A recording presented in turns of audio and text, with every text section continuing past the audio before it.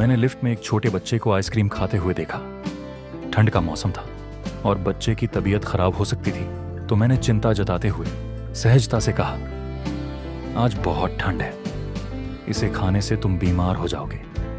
बच्चे ने उत्तर दिया, मेरी दादी एक साथ 3 साल तक जीवित रही थी। मैंने पूछा, क्या आइसक्रीम खाने से? बच्चे ने कहा, नहीं, क्योंकि उसने कभी दूसरों के काम में दखल नहीं दिया।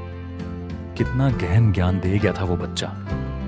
अब मुझे समझ में आ गया कि हम लोग हमेशा दुखी क्यों रहते हैं। बहुत ज्यादा और अनावश्यक दखलंदाजी के कारण दुनिया में हर व्यक्ति अपने तरीके से अपना काम करता है और सुखी रहता है, और दुनिया भी ऐसे ही चल रही है।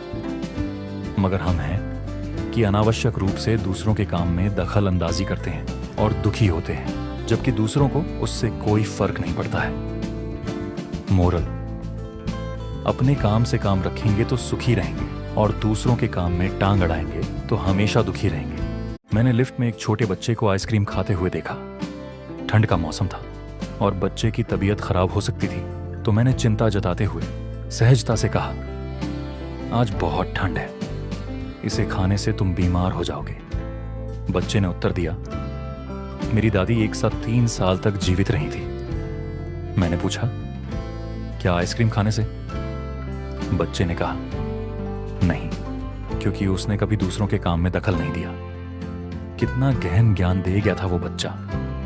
अब मुझे समझ में आ गया कि हम लोग हमेशा दुखी क्यों रहते हैं। बहुत ज्यादा और अनावश्यक दखलंदाजी के कारण दुनिया में हर व्यक्ति अपने तरीके से अपना काम करता है और सुखी रहता है, और दुनिया भी ऐसे ही चल रही है। मगर हम हैं कि अनावश्यक रूप से दूसरों के काम में दखल अंदाजी करते हैं और दुखी होते हैं, जबकि दूसरों को उससे कोई फर्क नहीं पड़ता है।